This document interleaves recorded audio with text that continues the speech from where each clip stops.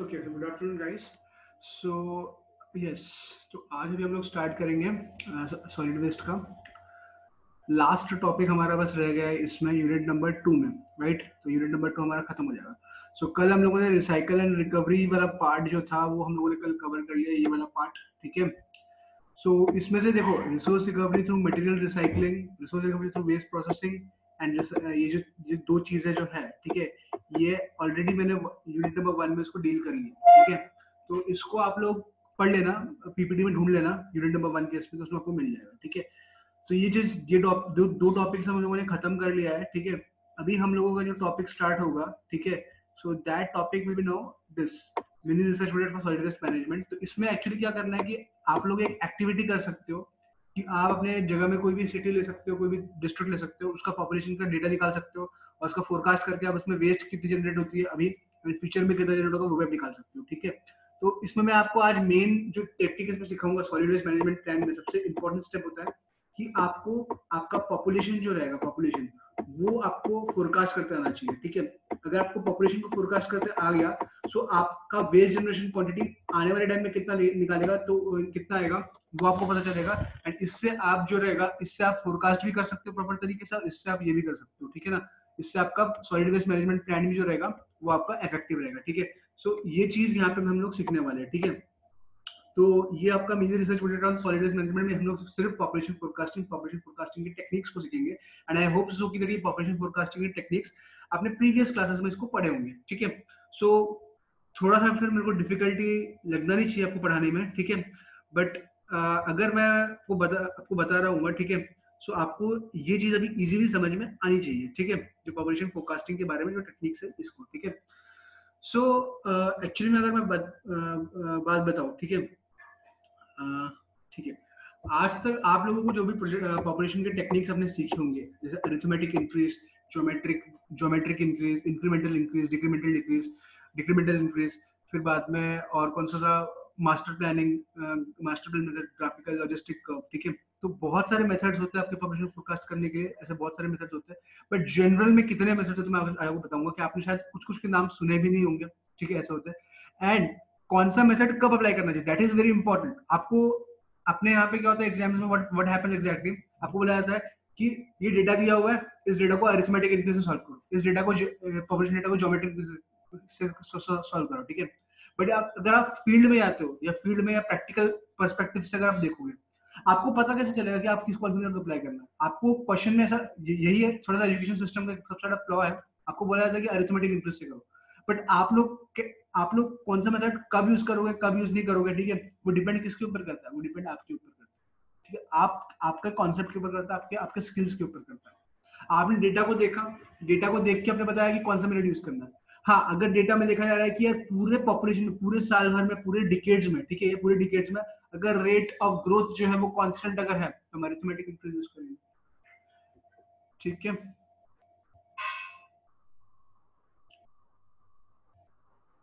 Audible नहीं है, एक मिनट,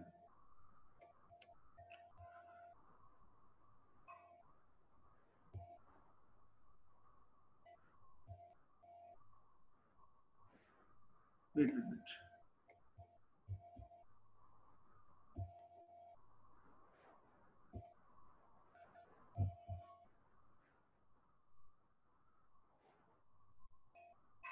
ठीक है, अभी आवाज आ रही है, is it clear?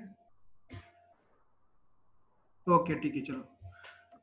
So yes, तो अभी हम लोग स्टार्ट करेंगे इसको पढ़ना, ठीक है, population projection techniques of management plan. And इसमें बहुत सारे टेक्निक्स आप पढ़ेंगे, बट आज आप एक्चुअल में आपको सीख जाओगे कि आपको कब कौन सा मेथड कब यूज करना चाहिए, कैसे यूज करना चाहिए, ठीक है। आपको ये चीज समझ में आ जाएगी, ठीक है। Okay, let's go. Okay, so this are the contents, population forecasting technique, short term technique, long term. देखो, आज मैं आपको दो टर्म यूज करूंगा, ठीक है, कि अगर आप कोई प्लान जो अगर है, ठीक है, अगर कोई प्लान जो अगर है, अगर कोई प्लान जो अगर है, ठीक है, अगर आपको शॉर्ट टर्म पर्सपेक्टिव के लिए करना है तो उसके कुछ शॉर्ट टर्म टेक्निक्स होते हैं। तो आप जो अरिथमेटिक, मैं बताऊंगा आपको, आप जो arithmetic increase, geometric increase, incremental increase, ये सब शॉर्ट टर्म में लिख लो, ठीक है, डिक्रीमेंटल, देन आपका जो ग्राफिकल टेक्निक, ठीक है, और इवन आपका जो मास्टर प्लान हो गया, ठीक है। So these techniques are all short term techniques, मतलब ये सिर्फ 3 से 5 साल के लिए एप्लीकेबल है, मैं छोटे टाइम के लिए, पहले 10 साल के लिए, ठीक है।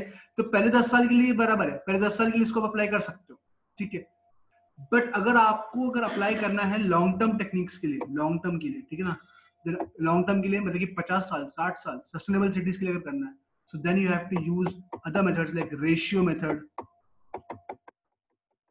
बताऊंगा। रेशियो मेथड एक होता है, कंपैरिजन मेथड होता है, फिर एक आपको होता है लॉजिस्टिक कर्व मेथड होता है, ठीक है ना। तो लॉजिस्टिक कर्व अगर पढ़ाऊंगा, आपने पढ़ाऊंगा कि नहीं पढ़ाऊंगा मेरे को पता नहीं है, तो लॉजिस्टिक कर्व मेथड होता है। तो ऐसे 4-5 मेथड्स होते हैं जो हम लोग लॉन्ग टर्म पर्सपेक्टिव में, शिफ्ट एंड शेयर मेथड होता है, शिफ्ट एंड शेयर मेथड होता है। तो शिफ्ट एंड शेयर मेथड जो आपका होता है, ये जनरली यूएसए में यूज करते हैं। तो शिफ्ट एंड शेयर मेथड आपका जो होता है और रेशियो मेथड जो होता है वो एक जैसा होता है। ये आपको मैं ये चीज सिलेबस में मतलब कि मैं आपको ये पढ़ाऊंगा नहीं, बिकॉज कैसा है कि ये थोड़ा आपको आपके आउट ऑफ स्कोप हो जाएगा आपके लेवल के हिसाब से। लॉजिस्टिक कर्व पढ़ा दूंगा आपको, ठीक है, ये लॉन्ग टर्म टेक्निक्स में। और बाकी तो ये तो आप लोग पढ़े होंगे पहले से, ठीक है। और ये लॉजिस्टिक कर्व में पढ़ा दूंगा आपको अच्छे से एकदम, ठीक है। इसका कर्व का डेरिवेशन कैसे होता है वो भी हम लोग देख लेंगे, बट आज क्लास में नहीं, मंडे को जब हम लेक्चर करेंगे तब इसको हम लोग ये देखेंगे, ठीक है। तो उसके साथ में जो भी न्यूमेरिकल्स रहेंगे साइड बाय साइड, वो न्यूमेरिकल्स भी हम लोग करते रहेंगे, ठीक है। Okay, let's move forward. Okay, देखो, population forecasting technique, estimating future waste generation quantities composition is critical for developing MSWM plan. Okay, so MSWM means municipal solid waste management plan. So for developing municipal solid waste management plan, so we have to estimate what is the future waste generation की quantity कितनी है, ठीक है, उसकी composition कितनी है, वो determine करना important है, ठीक है। फिर बाद में उसके हिसाब से हमको प्लान करना है कि हमको किस तरह से उसको प्रोसेसिंग करना है, ट्रीटमेंट करना है, डिस्पोजल करना है, ठीक है, जो कि 20 से 30 साल तक के लिए इफेक्टिव हो, या उससे ज्यादा के लिए, ठीक है। So depending upon the factors, depending upon the nature of the facility, तो किस वो इन 3 फैक्टर्स के ऊपर डिपेंड करता है, ठीक है। आपकी फ्यूचर पॉपुलेशन फोरकास्ट कितनी है, population is a major factor. कि आज फॉर एग्जांपल, आज अगर मान लो कि एक कम्युनिटी की पॉपुलेशन अगर यहाँ पे अगर 100 लोग रहते हैं, आने वाले टाइम में जब पॉपुलेशन बढ़ी तो मान लो कि हो गया 1000 हो गया, सो 10 टाइम्स बढ़ गया, तो 10 टाइम्स के हिसाब से आपके आपके जो पॉपुलेशन में चेंजेस अगर होंगे, आपकी जो डिजाइन में चेंजेस होंगे, तो वो डिजाइन में भी चेंजेस आपके होते रहेंगे उस हिसाब से। फिर आपका लाइफस्टाइल का चेंज कैसा हो रहा है, अगर आपका anticipated lifestyle change, for example अगर एक एरिया अगर है, अगर वो रूरल है, थोड़ा सा ट्रेडिशनल सिस्टम उनका रहने का है, ठीक है, बट अगर मान लो कि वो अगर मॉडर्न लाइफस्टाइल अगर की तरफ अगर जाएंगे, तो ऑब्वियसली वहां पे जो वेस्ट जनरेशन कैपेसिटी रहेगी वो भी बढ़ जाएगी काफी, एंड जो सॉलिड वेस्ट टन्स भी बढ़ेंगे, ठीक है, पॉपुलेशन के हिसाब से देखा जाए तो, ठीक है। फिर उनका सोशियो इकोनॉमिक प्रोफाइल जो अगर रहेगा, जो यूएलबी, अर्बन लोकल बॉडीज का, अगर मान लो कि आज उनके पास पैसा नहीं है, कल पैसा आ गया, कल उनका स्टेटस अगर अच्छा खासा आ गया, ठीक है, वो बॉम्बे की म्युनिसिपल कॉर्पोरेशन जैसा अगर उनका स्टेटस आ गया, देन फिर उसके ऊपर भी डिपेंड करता है कि वो किस तरह से उसको मैनेज करेंगे, ठीक है। Then while preparing the MSWM plan, the following design periods have to be decided depending on the plan's necessity. So these are the design periods that we have to take into consideration. So when I designate that कि short term plan है, ठीक है, short term plan है, कोई short term method use करना है, तो उसका मतलब होता है कि उसका 5 साल की वैलिडिटी रहेगी। तो इन तरह की, इस तरह का अगर आपको पॉपुलेशन फोरकास्टिंग करना है कि पहले 5 साल के लिए वो अपना डिजाइन जो है या वो अपना जो फैसिलिटी है वो टिकना चाहिए, तो उसके लिए अगर उनको पॉपुलेशन आने वाले 5 साल में पॉपुलेशन क्या होगा उसको फोरकास्ट करना है, तो then we can use which type of method, we can use arithmetic increase method, geometric increase method, depending upon the data, वो डिपेंडिंग अपॉन डेटा हम लोग यूज कर सकते हैं, ठीक है। ज्योमेट्रिक इंक्रीज मेथड यूज कर सकते हैं, और भी बहुत सारे मेथड यूज कर सकते हैं, जैसे मैंने आपको बताया, ठीक है। लॉन्ग टर्म मेथड के लिए क्या होता है, लॉन्ग टर्म मेथड आपका होता है 20 to 25 इयर्स, अगर 20 से 25 साल के बीच में अगर उसका अगर लाइफ अगर हमको करना है या उससे भी ज्यादा करना है, so that is called as the long term method, ठीक है, long term plan. And mid term review मतलब कि हर 2 साल और 3 साल के बीच में आप अगर रिव्यू करते हो, that is mid term review. Generally 2 तरह का आपका मेथड होता है, short term and long term. I hope so that ये चीज आपको किसी ने बताया नहीं होगा मोस्ट प्रोबेबली, तो ये चीज आपने पहली बार सुना होगा, ठीक है। तो ये आपके short term methods, long term methods होते हैं, देखो आपको बता देता हूँ, ठीक है। Short term methods, arithmetic increase, ये आपने वाटर ट्रीटमेंट में, वाटर वाले इन्वायरमेंटल इंजीनियरिंग 1, इन्वायरमेंटल इंजीनियरिंग ई में पढ़ा होगा आपने, ठीक है। देन ज्योमेट्रिक इंक्रीज मेथड, ये भी पढ़ा होगा। इंक्रीमेंटल इंक्रीज, ये भी पढ़ा होगा। Decreasing rate of growth method, ये भी पढ़ा होगा। Graphical method, master method. So these methods are all short term methods, means for the short term perspective, if you are designing the facility for 5 years, 5 साल के लिए, 5 से 6 साल के लिए, 4 से 5 साल के लिए. So you can use this techniques. ठीक है, arithmetic increase, geometric increase, incremental increase, decreasing growth rate method, graphical and master plan. ठीक है, अगर मैं बात करूं लॉन्ग टर्म मेथड के बारे में, ठीक है, सो लॉन्ग टर्म मेथड में आता है आपका रेशियो मेथड, और रेशियो मेथड को हम लोग बोलते हैं शिफ्ट एंड शेयर भी बोलते हैं. ठीक है, तो शिफ्ट एंड शेयर मेथड भी बोलते हैं, shift and share, shift and share method भी इसको हम बोलते हैं. ये यूएसए में काफी ज्यादा यूज होता है. इंडिया में भी आजकल कुछ मेट्रोपॉलिटन सिटीज लाइक मुंबई में हम लोग इसको यूज करते हैं. आज जो मुंबई में जितने भी आपका water distribution systems, water mains design हुए हैं, वो रेशियो मेथड से वो लोग डिजाइन करते हैं. और रेशियो मेथड में एग्जैक्टली आपको एक ओवरव्यू बता देता है क्या होता है. देखो, सिटी का पॉपुलेशन रहता है, ठीक है, आपका सिटी का पॉपुलेशन रहता है, ठीक है, सिटी का पॉपुलेशन रहता है, डिस्ट्रिक्ट का रहता है और वार्ड का रहता है. ठीक है, तो इनको आप ग्राफिकली कुछ ये करते हो. ठीक है, एंड ग्राफिकली यूज करके आप इसको क्या कर सकते हो, आप इसको प्रोजेक्ट करते हो कि सिटी से डिस्ट्रिक्ट आएंगे तो डिस्ट्रिक्ट में कितना आएगा, वार्ड में कितना आएगा, तो उसको हम एक्सट्रापोलेट करते हैं. ठीक है ना, सो ये मेथड आपका होता है, ये काफी इसके ऊपर ये ग्राफिकल टेक्निक होता है, तो इसको हम यूज कर सकते हैं.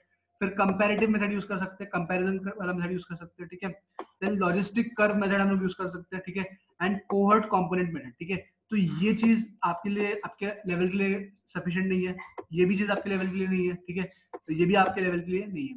तो आपके लेवल में जो हम पढ़ेंगे इसमें से सिर्फ हम लोग एक ही मेथड पढ़ेंगे, जिसको लॉजिस्टिक कर्व मेथड. ठीक है, इसका डेरिवेशन के साथ साथ जो भी मैं चीज बताऊंगा वो सब बताऊंगा. लॉजिस्टिक कर्व मेथड का डेरिवेशन कैसे आता है, थोड़ा मैथमेटिक्स में कोई डिफरेंशियल इक्वेशन बताना चाहिए वो मैं बताऊंगा आपको. ठीक है, और ये 5 मेथड्स. ठीक है, तो 5 और 6 मेथड्स हम लोग पढ़ेंगे. ठीक है, इस लेक्चर में तो सिर्फ हम लोग मोस्ट प्रॉब्ली सिर्फ 4 ही पढ़ेंगे. बाकी के 2 मेथड्स जो रहेंगे हम लोग मंडे को पढ़ेंगे. ठीक है, इसका okay, let's move forward. Okay, ये चीज हमें याद रखना. अगर आपको फ्यूचर वेस्ट अगर कैपेसिटी निकालनी है, फ्यूचर में आपका वेस्ट जनरेशन कितना होगा, ठीक है, उसका फॉर्मूला होता है पर कैपिटा वेस्ट जनरेशन, ठीक है, इनटू प्रोजेक्टेड पॉपुलेशन. ठीक है ना, आपका फ्यूचर में पॉपुलेशन कितना रहेगा, फ्यूचर में प्रोजेक्टेड पॉपुलेशन कितना रहेगा वो. ठीक है, फॉर एग्जांपल कोई भी मेथड निकालो, अरिथमेटिक इंक्रीज, ज्योमेट्रिक इंक्रीज, जो भी मेथड निकाला वो प्रोजेक्टेड पॉपुलेशन. फॉर एग्जांपल आपके पास डेटा अगर 1950 से लेके अगर 2000 तक डेटा है आपके पास, ठीक है, और मैंने आपको बोला अगर 2010 का निकालना है, ठीक है, 2010 में कितना वेस्ट जनरेट होगा वो निकालना है. ठीक है ना, तो 2010 में हम क्या करेंगे, 2010 की पॉपुलेशन कितनी रहेगी वो, और पर कैपिटा वेस्ट जनरेशन उस टाइम पे कितनी है वो. तो that into that is called the future waste generation, कितना वेस्ट जनरेशन आपका होगा. ठीक है, समझ में. Okay, so first method is called as the arithmetic increase method. ठीक है, देखो अभी हमेशा देखो मैं यहाँ पे जो लिख रहा हूँ जरा, जो मैं यहाँ पे अंडरलाइन कर रहा हूँ एंड वो चीज जो मैं आपको बताऊंगा. ठीक है, ये चीज हमेशा याद रखना कि ये मेथड जो होता है it is suitable only for large and old cities with considerable development. ठीक है, अगर सिटी अगर लार्ज है और सिटी अगर ओल्ड है, ठीक है, अगर सिटी बहुत बड़ी है और सिटी बहुत पुरानी है, तभी आप इस मेथड को अप्लाई कर सकते हो. That is arithmetic increase method. समझ में आ रहा मैं क्या बोल रहा हूँ, पुरानी है तो बहुत पुरानी सिटी है. ठीक है, फॉर एग्जाम्पल अगर एरिया है, कोई रूरल एरिया है जो वो काफी 50 या 60 ईयर्स अगर है ऐसा, ठीक है, अगर उसको अर्बनाइज करना है तो इन दैट का काफी बड़ी. फॉर एग्जाम्पल धारावी ऐसा सिटी, धारावी बहुत पुरानी सिटी है. ठीक है, अगर आपको वहां पे अगर पॉपुलेशन फोरकास्टिंग करनी है so you will use arithmetic increase method. ठीक है, ऐसा कर सकते हैं. ठीक है, और if it is for small average और कंपेरेटिवली न्यू सिटीज. ठीक है, अगर मान लो हम लोग स्मॉल सिटीज के लिए अगर यूज कर सकते हैं, फॉर एग्जांपल जैसे जलगांव हो गया, आपके कोई डिस्ट्रिक्ट के लिए हो गया, कोई अगर स्मॉल सिटीज रहेगा तो उसकी वैल्यू जो रहती है वो हमेशा कम आती है. और हमेशा एक चीज हमेशा याद रखना, अरिथमेटिक इंक्रीज से जो पॉपुलेशन की वैल्यू जो आती है, जो पॉपुलेशन फोरकास्टिंग की जो वैल्यू अरिथमेटिक इंक्रीज से आती है वो सबसे कम रहती है.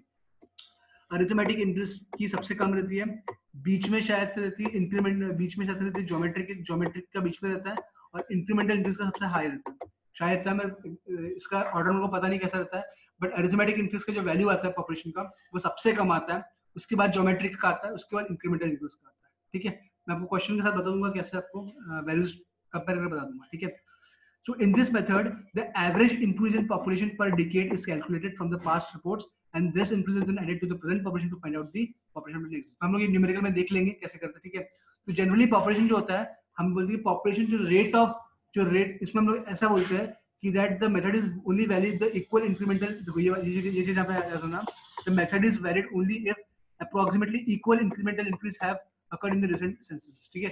अगर रिसेंट सेंसस में अगर इंक्रीमेंटल जो रेट ऑफ ग्रोथ है अगर वो कांस्टेंट है, so then only we can use this method, okay। so ये तभी हो सकता है अगर मान लो जो पॉपुलेशन पर डिकेड जो अगर रेट ऑफ जो डीपी बाई डीटी जो है, जो पॉपुलेशन का जो रेट ऑफ ग्रोथ है that is DP by DT जो अगर है, अगर वो कांस्टेंट अगर है तभी हम लोग उसको यूज कर सकते हैं, ठीक है। See that is the rate of growth, ठीक है। सो इसको हम अगर सॉल्व करेंगे तो Pn is equal to P plus NC, तो ये वाला फॉर्मूला आपको आ जाएगा, ठीक है। सो ये फॉर्मूला आप लोगों ने पढ़ा होगा आपके इसमें, ठीक है। सो ये फॉर्मूला आता है अरिथमेटिक इंक्रीज जो कि एक स्ट्रेट लाइन की तरह वेरी करता है। आप देख सकते हो यहाँ पे, तो ये आपका स्ट्रेट है, ये पॉपुलेशन है, ये टाइम है, तो आपका स्ट्रेट लाइन की इक्वेशन की तरह वेरी करता है वो, ठीक है। सो आपका स्ट्रेट लाइन स्लोप रहेगा, slope that slope will give you the rate of growth, तो वो rate of growth क्या रहेगा pt, the p2 minus p2 minus t0, so that is the rate of growth। तो आपका जो स्लोप रहेगा इस ग्राफ का that will give you the rate of growth, that is the value of k। so ये आपका formula p is equal to p1 k tt minus t minus t1, तो ये आपका फॉर्मूला है पॉपुलेशन का प्रोजेक्टेड ईयर, आप पढ़ लेना यहाँ पे वेर इसका सबका मतलब दिया हुआ है। आई होप सो ये आपको क्लियर होगा क्योंकि ये चीज आपने पढ़ लिया है, ठीक है। आपने ये फॉर्मूला पढ़ा होगा, आपने सिर्फ फॉर्मूला को याद किया होगा, ठीक है। बट ये कब अप्लाई करना चाहिए ये आपको पता लगे, अगर कोई पुरानी सिटी अगर है तब उसको अप्लाई कर सकते हैं। अगर रेट ऑफ ग्रोथ अगर हम देख रहे हैं वो हमेशा कॉन्स्टेंटली इंक्रीज कर रहा है, एक स्ट्रेट लाइन की तरह वेरी कर रहा है, so then we can use this method, ठीक है।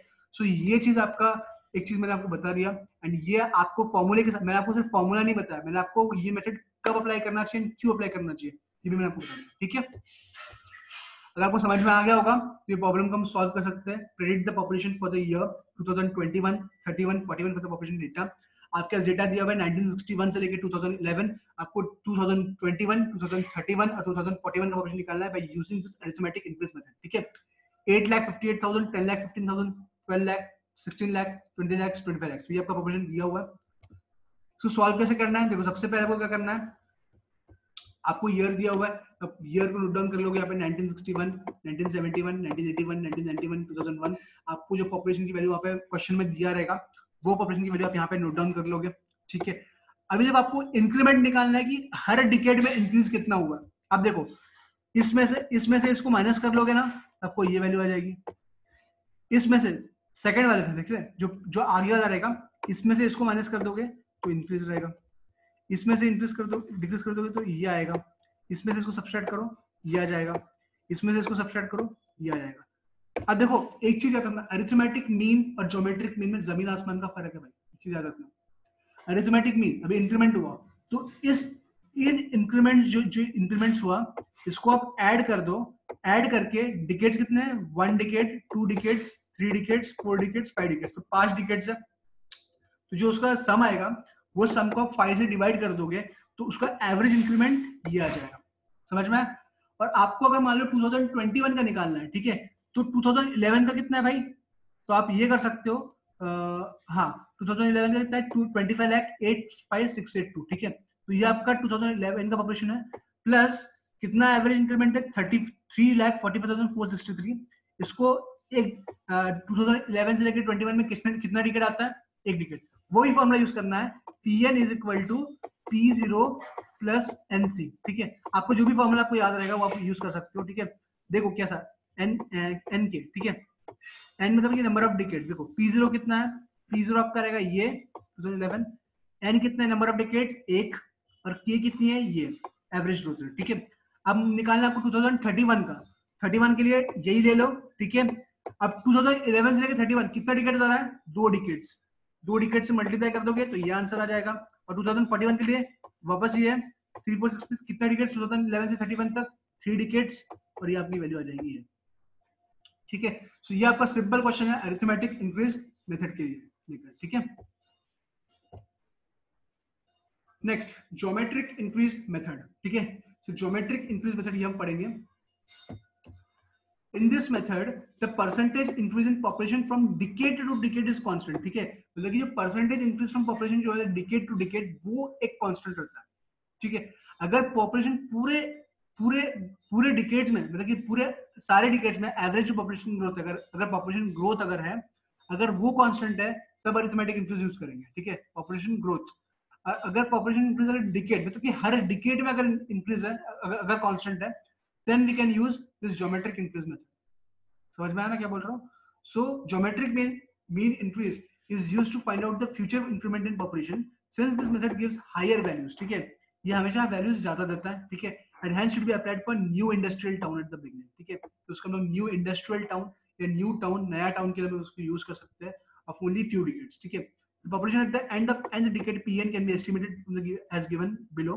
ठीक है, हम लोग इसको इस फॉर्मूले से निकाल सकते हैं. ठीक है, this method gives high results. ठीक है, as the percentage increase gradually drops when the growth of cities is a saturation point.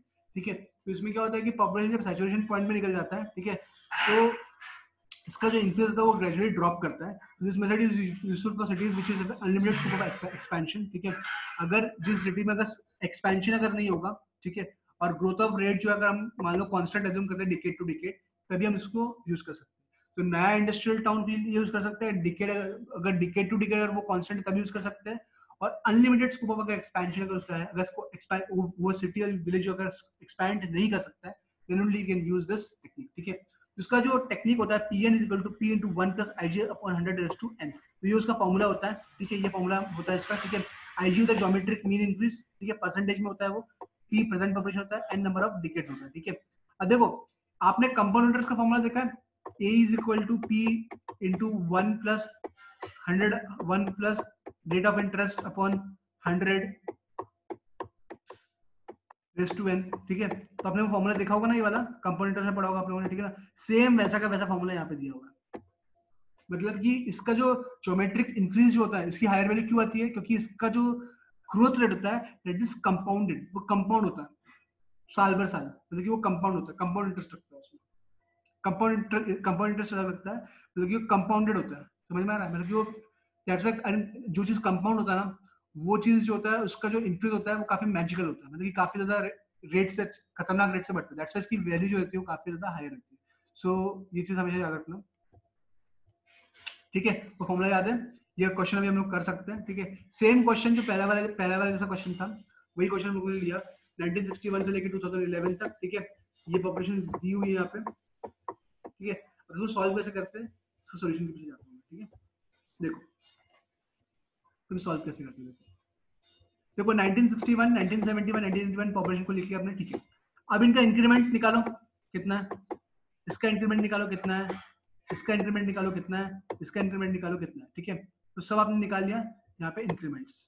ठीक है, आपको निकालना है geometric increase rate of growth. ठीक है, वो निकालना है. अब देखो ये आपकी इस डिकेड की, इन दोनों डिकेड की, ये जो डिकेड है 1961 से 17 की जो है, ये उसमें इंक्रीमेंट है. अगर मैंने इसको डिवाइड कर दिया तो देखो आपको परसेंटेज निकालना है ना, परसेंटेज निकालना है आपको परसेंटेज. ठीक है, कैसे निकालना है परसेंटेज? देखो इन दोनों में कितना डिफरेंस है वो निकाल लिया आपने. अब इसके पिछले वाले साल में कितना था ये, तो इससे मैंने इसको डिवाइड कर दिया तो ये निकल गया परसेंटेज उसका. सिमिलरली इसका है, तो इसका तो ये तो इंक्रीमेंट है, तो इंक्रीमेंट हुआ तो कितना, बट किसके बेसिस पे हो रहा है, किसके रिस्पेक्ट में इंक्रीमेंट हो रहा है इसका, इस केस में हो रहा है, तो ये आपको मिल जाएगा.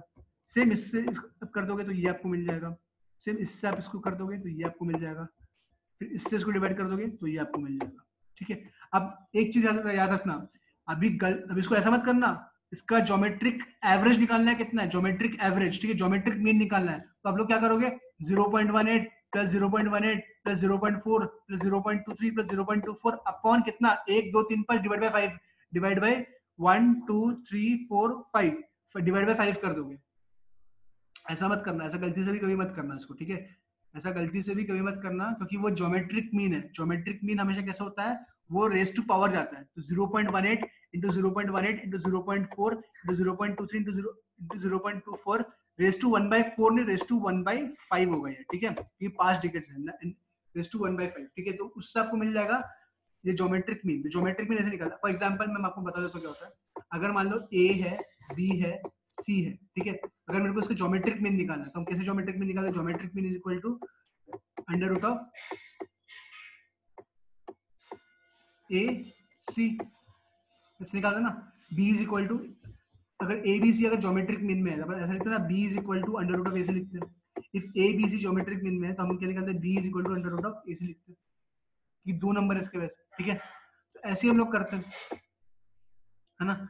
अगर ज्योमेट्रिक में निकालना है, अगर ए बी दो नंबर अगर ए बी दिया हुआ है आपको, ठीक है, और इसका आपको अगर ज्योमेट्रिक में निकालना है तो हम कैसे ज्योमेट्रिक निकालेंगे, under root of A B. अगर ए बी सी दिया हुआ है, अगर ए बी सी दिया हुआ है, अगर को ज्योमेट्रिक में निकालना है तो कैसे निकालोगे,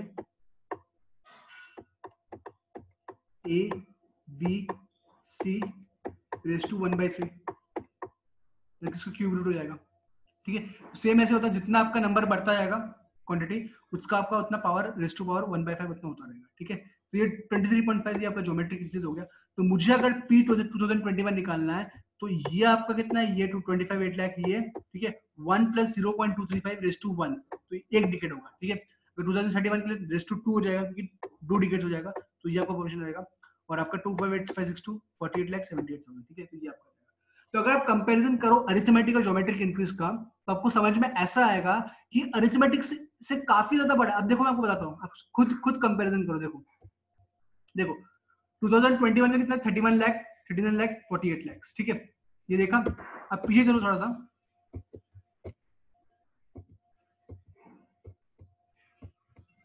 अब देखो 29 लाख 32 लाख 36 है, वहां पे 29 लाख था, यहाँ पे 36 लाख की जगह 48 था, 32 की जगह 40 था, 29 की जगह 35 था। अब खुद देखो, बढ़ गया ना, हर केस में बढ़ा है और काफी रेट में बढ़ा है। समझ में आ रहा है आपको, 31 39 48, और यहाँ पे आप देखोगे 29 लाख 32 लाख 36 लाख, इतना पॉपुलेशन बढ़ गया। समझ में आपको। सो दिस थिंग आपको एक चीज ज्योमेट्रिक इंक्रीज का देखने में आपको मिल गया, ठीक है। नेक्स्ट आपका आएगा इंक्रीमेंटल इंक्रीज मेथड, ठीक है।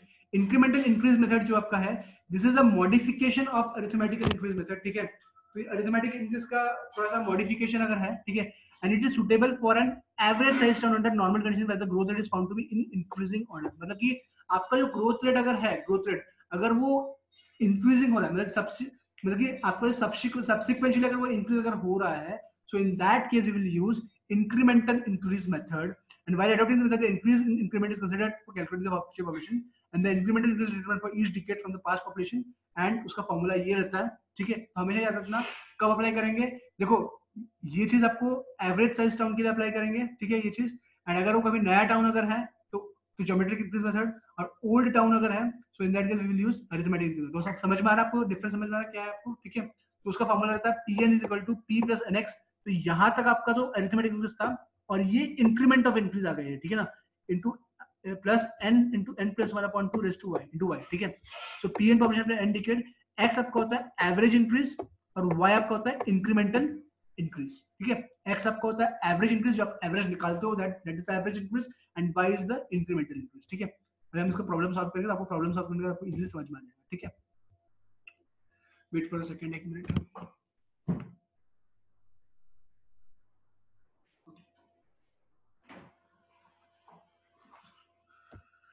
ठीक है, same question, predict the population of 2021 31 41 from the population data, ठीक है।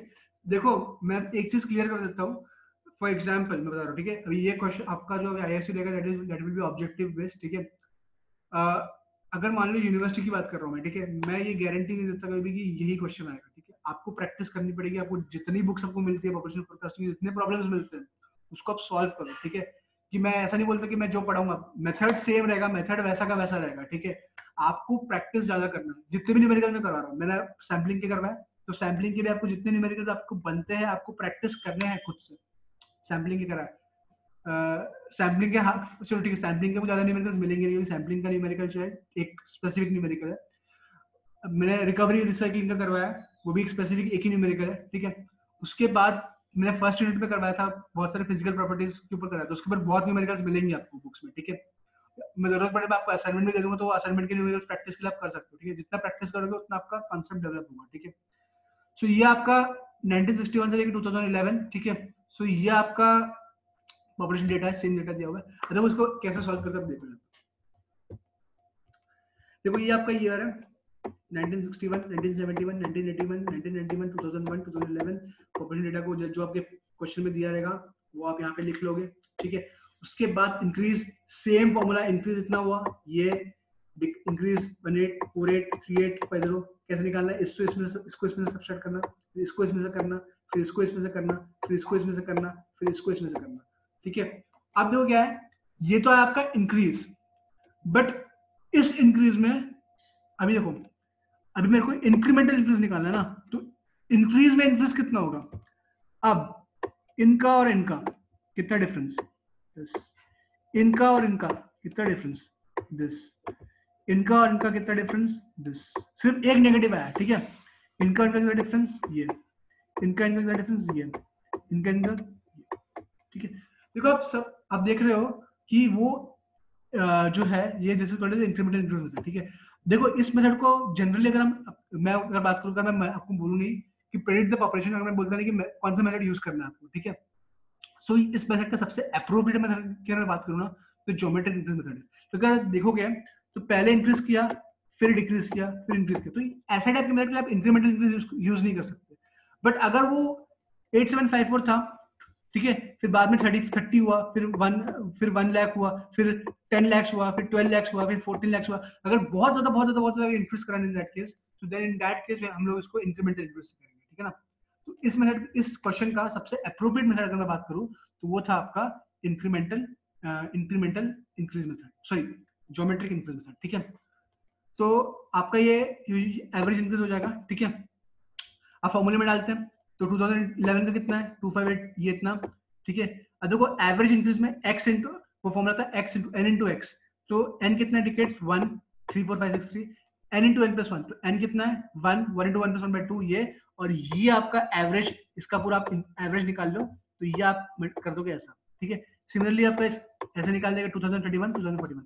अगर आप देखो इंक्रीमेंटल इंक्रीज की वैल्यू, तो आप देखोगे दोनों के बीच में आ रही है, ठीक है। यानी कि अरिथमेटिकल इंक्रीज की वैल्यू जो है वो सबसे छोटी रहती है, इंक्रीमेंटल इंक्रीज की उससे बड़ी रहती है अरिथमेटिक से, और सबसे बड़ा रहता है ज्योमेट्रिक इंक्रीज। तो सबसे हायर वैल्यू आपको जो देगा वो ज्योमेट्रिक इंक्रीज की वैल्यू देगी। तो जनरली इसलिए कोई भी सिटी आप देखोगे, मुंबई वगैरह कोई भी सिटी देखोगे, इंडस्ट्रियल टाउन देखोगे, कोई भी टाउन देखोगे, तो हर जगह मैक्सिमम जगह वो ज्योमेट्रिक इंक्रीज मेथड की ये वैल्यू सबसे ज्यादा देती है, ठीक है। तो अपन उस मेथड को देख के डिजाइन करते हैं, ठीक है। सो अरिथमेटिक इंक्रीज जनरली कोई यूज करता नहीं, इंक्रीमेंटल इंक्रीज भी कोई यूज करता है, बट ज्योमेट्रिक इंक्रीज जो होता है वो काफी तरीके से, काफी इसमें वो हम लोग यूज करते हैं, ठीक है। मतलब काफी फ्रीक्वेंट मेथड है वो हम यूज करते हैं, ठीक है। Decreasing rate of growth method, ठीक है। Decreasing rate of growth method पे क्या होता है कि it has been seen that all life growth in the limited space, और ये कभी जो होता है कैसा होता है, एक एस शेप पैटर्न फॉलो करता है। फॉर एग्जांपल पहले तो ग्राफ का इंक्रीज किया, फिर सडन जब सैचुरेशन पहुंच गया ना, सैचुरेशन का जो ग्राफ डिक्रीज कर जाएगा, ठीक है। सो इसमें एवरेज डिक्रीज हम लोग को निकालना पड़ता है कि एवरेज डिक्रीज कितना है। अब देखो मैं आपको एक मेथड बताऊंगा कैसे निकालना है। तो ये क्वेश्चन है, इस क्वेश्चन के थ्रू हम समझते हैं कि 5 डिकेड्स का दिया हुआ है 1940 से लेकर 1980 तक के बीच में पॉपुलेशन दी हुई है आपको, ठीक है। अब इसको हमको डिक्रीमेंटल डिक्रीजिंग ग्रोथ मेथड से करना है। देखो इसका सॉल्यूशन देखो 1940 ईयर आपको दिया हुआ है, पॉपुलेशन दिया हुआ है, ये लिख लेना आपको। फिर देखो इंक्रीज इन पॉपुलेशन कितना है, ये मिल गया आपको इंक्रीज इन पॉपुलेशन, ठीक है। तो उसका टोटल कितना है, आपको एवरेज पर डिकेड मिल जाएगा, ठीक है। फिर परसेंटेज इंक्रीज कितना है पॉपुलेशन का, 3000 से लेके 25, 12%, 45, 28, 100, 16, कैसे निकालना मैंने आपको बता दिया ज्योमेट्रिक इंक्रीज में। तो ये आपका आएगा परसेंटेज इंक्रीज इन पॉपुलेशन। अब देखो डिक्रीज इन परसेंटेज इंक्रीज कितना हो रहा है, अभी 16.1% था पहले, ये 12 है, तो कितना डिक्रीज हुआ पिछली घड़ी में, -4%। यहाँ पे कितना डिक्रीज हुआ, 7% डिक्रीज हुआ। यहाँ पे कितना इंक्रीज हुआ, 10.6%। तो अगर मैं बात करूं तो इस मेथड का सबसे अप्रोप्रिएट मेथड अगर मैं बात करूं तो क्या है, डिक्रीमेंटल डिक्रीजिंग ग्रोथ मेथड। अगर दो या तीन से अगर इसमें नेगेटिव अगर आपको आ गया ना, तो इसका मतलब है कि आपको वो पॉपुलेशन वहां पे डिक्रीज हो रहा है, तो अगर मैं बात करूं decreasing rate of growth method को यूज करना चाहिए। मैं क्वेश्चन में ऐसा बोलूंगा नहीं कि कौन सा मेथड यूज करना चाहिए, मैं बोलूंगा, मैं आपको क्वेश्चन ऐसे दे सकता हूँ, और मैं ऐसा ही क्वेश्चन अगर एग्जाम में कर दूंगा तो ऐसे ही क्वेश्चन दूंगा कि which appropriate method you will use to find the population of this city, ठीक है। आपको अप्रोप्रिएट मेथड यूज करना है, आपको देखना है कि कौन सा मेथड एप्लीकेबल है, तो वो आपको चेक करना पड़ेगा, ठीक है। सो आपने ये चीज को सबको ऐड किया, ठीक है, 0.5% आया, फिर अपॉन 3 किया तो -0.1% आया। अब मुझे 1990, 2000 और 2010 में कितना होगा वो निकालना है, ठीक है। तो 1990 में कितना था, 12.5 था। देखो 1990 में परसेंटेज नेट परसेंट इंक्रीज निकाला है, तो 1980 में कितना था, 12.5%। तो 12.5% और कितना डिक्रीज हुआ, 12.5% कितना 12.5% माइनस ऑफ माइनस 0.7 मतलब 12.67 आ गया।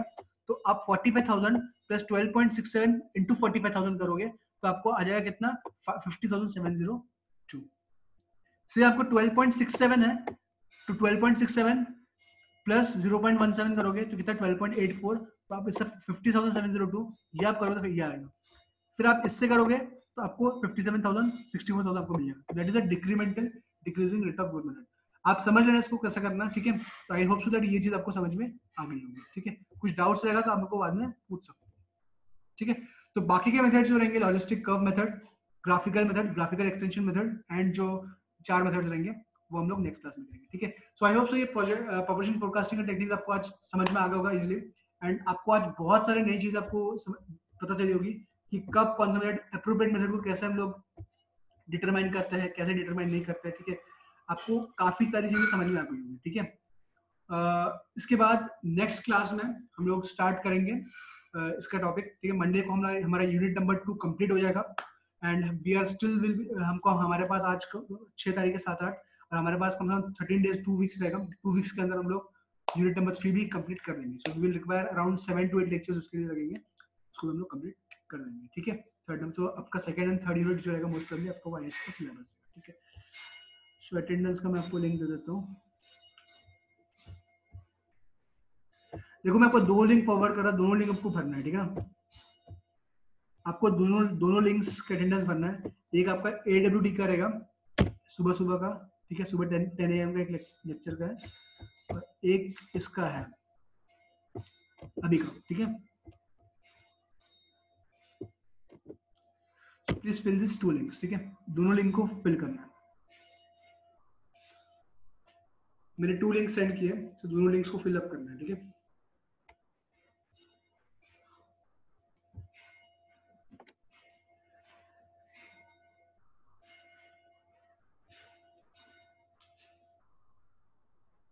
सो आई होप सो सबको क्लियर हो गया।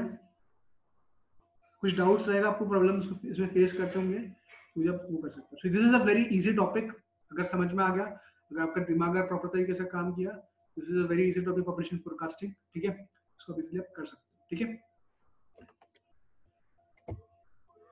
चलो ठीक है, so let's end over here. लोग भर देना, लेट्स मीट। हाँ टुमारो, हाँ एक चीज आता है कल सिर्फ advance audio treatment technology class होगी सुबह 11 या 12 बजे के आसपास, ठीक है। तो कल थोड़ा मैं डिजाइन करा दूंगा उसमें, ठीक है। तो कल उसका एक क्लास होगा, बाकी इसका सॉलिड का कल क्लास नहीं होगा, सॉलिड का क्लास मंडे को होगा, ठीक है।